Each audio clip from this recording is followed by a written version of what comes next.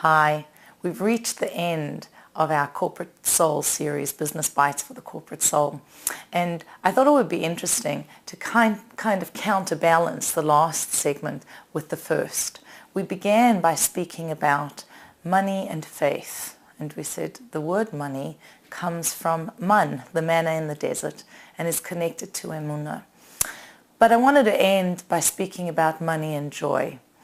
Money doesn't buy us happiness.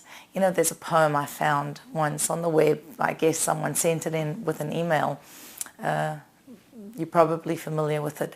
Money can buy you a house but not a home, a clock but not time, a doctor's appointment but not health, etc., etc. And, you know, goes through all these cliches of the fact that money can pay for things, but it can't really give us meaning and access to the stuff we really want at the deepest level. And then it ends, you know, so send me all your money, checks, cash only, please. You know, you don't want it. It can't get you all that stuff, cash only, please.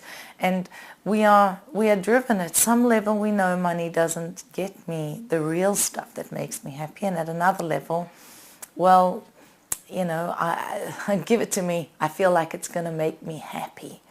But our sages say no. Money is not what makes us happy. In fact, in Ethics of Our Fathers, we read, who is wealthy? The one who is happy with his lot. So wealth is connected with joy, but in a very different kind of way. If you look at the Hebrew words for silver, gold, and copper, we see an indication, acronyms in those words that allude to the way different people relate to money. The highest level is Zahav, gold, I guess the most expensive of those three metals. And Zahav, the letters are Zayin, Hey, and Vez. They stand for Zeh Hanoisen Bari. The one who gives is healthy, right? Meaning it's healthy to give, but also you give when you're in a state of health. That's the ideal. I feel abundance, I feel joy, I have what I have, and trust this is coming from God, as we said back in the first session. And I am therefore able to give at a very rich level. Then we come down a notch, and we have the word for kesef, for silver. Kesef is kasheyesh sakonas pachad, when there's fear of danger, when I sense, you know what, a test result came back and I don't know how it is, we have to go for a follow-up and we don't know what's happening. Then it's like, okay, we're going to give some charity, write a check out to an organization, do something so that we can ward off this negative event that is pending. And in life, I guess it relates to an attitude which is, you know, I have now, but what's going to be in the future, and I'm a little bit more guarded about my wealth and don't give in as abundant a way. That's silver. What's the copper mentality, the softest, the least expensive of those metals?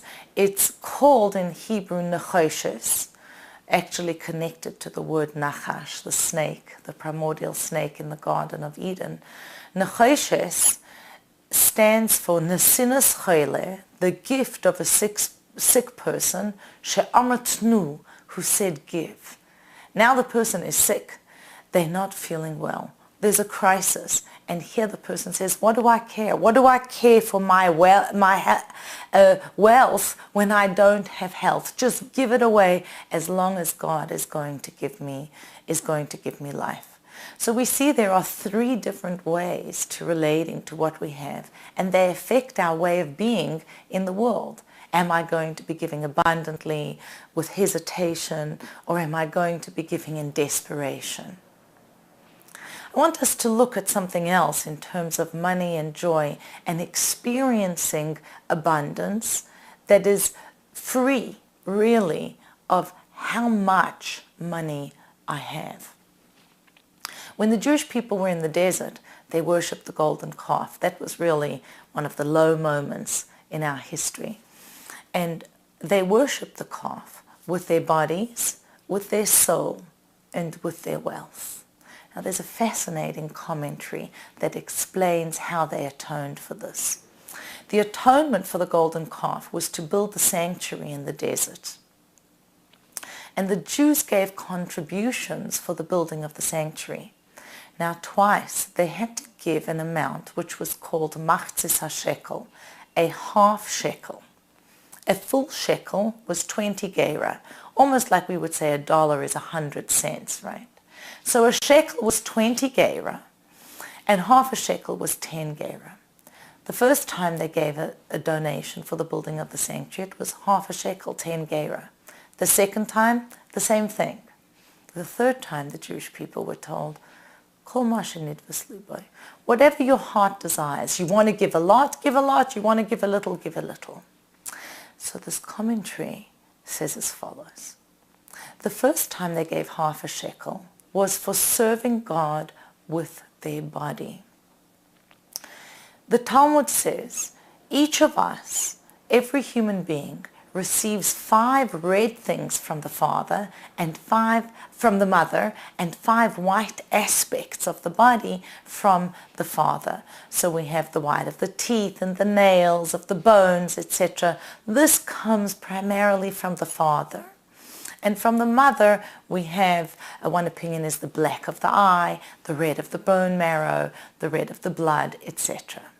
When you add these together, what do you have? 10.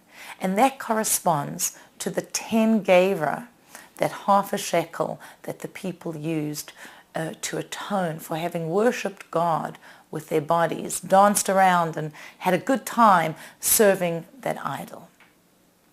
Then they gave another half shekel, and this was for serving God with their souls.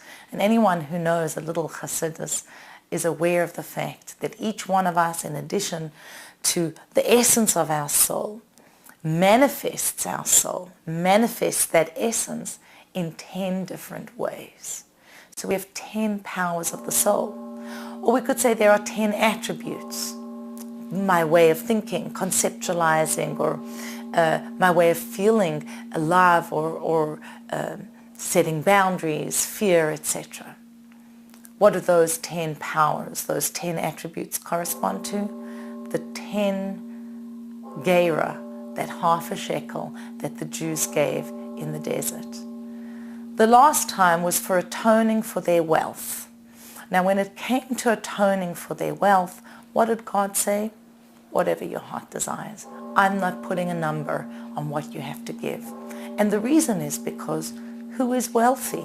The one who is happy with what? With what he or she has, with the lot that God has given me. It doesn't mean I shouldn't strive to gain more, but God says, I can't tell you to give X amount and you to give 100X because you have 100 times more money than so-and-so.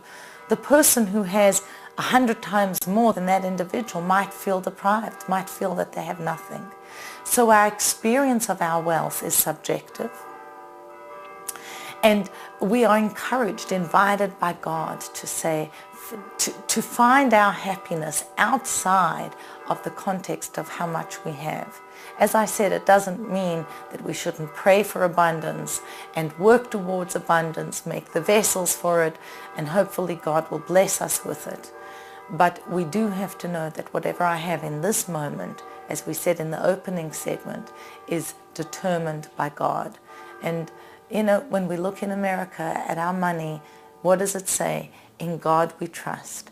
Because money and manna is connected to emunah and faith. And when we relate to it properly, we attain the joy that we want. May all of us be blessed with abundance and joy.